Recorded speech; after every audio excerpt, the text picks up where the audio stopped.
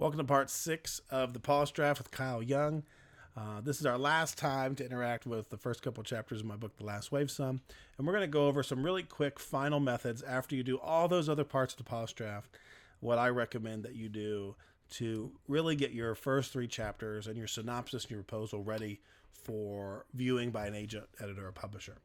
And so I'm going to start at the end of this section of these 2 chapters, and it's for a good reason.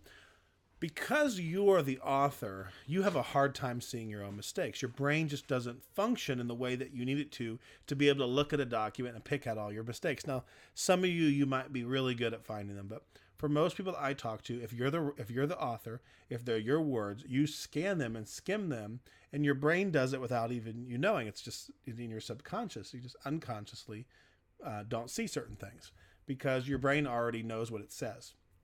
And so one way to get around that, because in our writing we often use repetitive words, like for here I have his, and I have probably another his, and more his, and so those are sometimes easy to find. But what about a word like amused? How many times did I use the word amused in my story? What about the word puffed? I can do a search for every individual word, which can be done in programs like Scrivener. You can do a quick search and find out how often your words are used.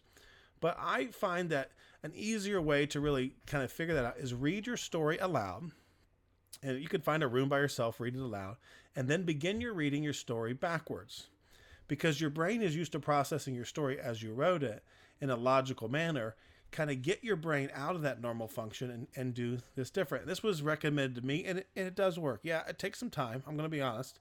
But you're going to find things you never would have found before had you done this and highlight repetitive words. For example, for me, I will start, he took a deep breath, blew it out with puffed cheeks, and continued up the lane. Then I'll move the next sentence. From one cack to the next sentence, tucking the dagger under his belt, Avo mumbled to himself.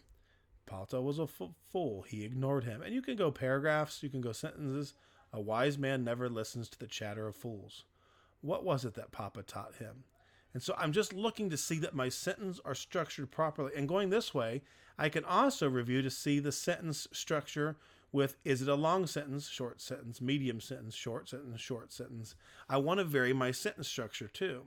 So going in reverse in my book allows me to focus on, do I have enough short sentence, medium sentence links, and long sentence links to give my book, to vary my book and to not make it just one block text of the same sentence length, and allow my pacing in my book to work.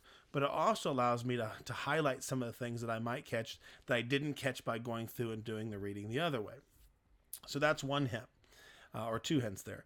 The next is do a character name search. Now I go back up to the beginning and I do a couple searches here. First search is my main character's name's Vortivar, but in my book his name comes out as Avo.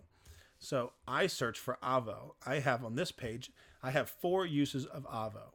Now, generally speaking, it's been recommended to me that you do not want to use your character's name more than once or twice per page of a book. Now, I have it 4 times here, but one of those is to introduce my character to the book, and one of those is in dialogue.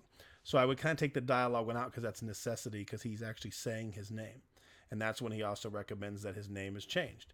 And then as I go through the book, I want to make sure that I don't have too many. So for me on an edit, I'll actually go back through here and I'll put more pronouns in this story.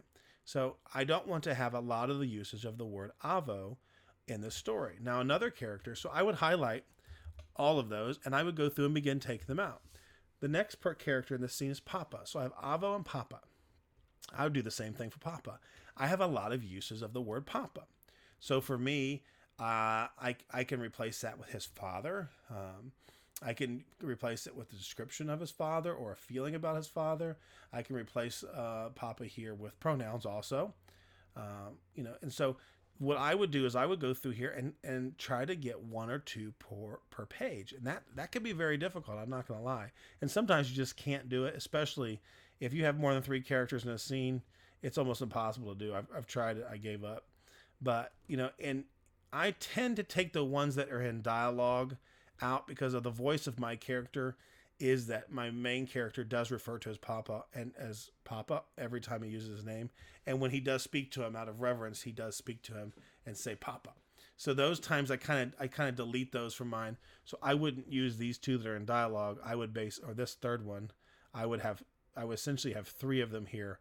I would try to get these three down to one usage. And so for here, I would say it was one of his favorite stories that his father had told him as a child. And that way I can delete Papa, but have the same sentiment towards this person. And here, because I know this is Avo in this paragraph, after the ceremony, I could say his father, or I could say he, if it's understandable that it's Pop, it's the older man. So there's different ways to say and use it. So you want to do a character name search, and you want to reduce them to one or two instances per chapter. Less is more, and you want to use pronouns. But one of the other things you need to do is look at the pronouns of your character. This is the word he. Now, when you just do a search for like he, you want to change your search to find only those words that are he, he, and nothing else, and you don't want the words that include he. But if I go, and let me take this out. If I go up here and just do an eye check, I know that I have a lot of the word he. So he is usually standing in for Avo. So those sentences need to be stronger, so I don't need to say Avo's name or say he, but I can write them in a descriptive way that would allow me to be in deep POV, experience the situation. I know that he knew would need to go away, and I would just say, something else. He hustled. I could say just hustling down the path. To join his father. And there's lots of ways to say different, kind of sentences than starting with he all the time. And so that is a final thing that I do. Usually once you change everything else, you wouldn't find, this is unedited draft. So once you were to do all those edits, a lot of the usages would be deleted, because if you got rid of dialogue tags, you added action beats, you already took your repetitive words out, you looked at the words that start your sentences, you're going to find that you often start with pronouns, so they're going to have to go away. By the time you get to this part, you're going to have a lot less usage than you did when you started this polished draft. And so that's why I kind of save it till the end and kind of do it at this stage. So again, before you kind of send everything off, you do this with your synopsis and your proposal and your 3 chapters. You want to make sure you do a character name search, check it out. You highlight repetitive words and make sure that you get any of those that weren't weed words or words that you kind of got stuck on and you just use too often, and get those out. And then also you want to check your sentence length. You want to make sure that you have a good variable number of sentences. You want to have some short sentences, some long sentences, and some medium sentences. And you don't want to have them all one big block. Like for me, this block is a lot of longer sentences. I might want to break this up with a short, really staccato sentence, even though this one's kind of maybe like a medium sentence and a medium sentence. I don't want to have too many medium sentences. I want to have a short staccato sentences, like something like this, to break up the block. And I want to make sure that I have a lot more white space on a page. Because if I just had a block of text like this that ran the whole length of the page, it would be a really bland, boring page. And so you want to try to make sure you have plenty of white space on your page. And one of the easiest ways to do that is add dialogue. And more dialogue can really help your book be better and look better on a page as well. So that's the final step in the polished draft as it is now. I hope this helps you, and look forward to some of the other videos I'm going to do about working on your proposal and getting your proposal and your synopsis ready to submit to an agent, editor, or publisher as well. Thanks so much.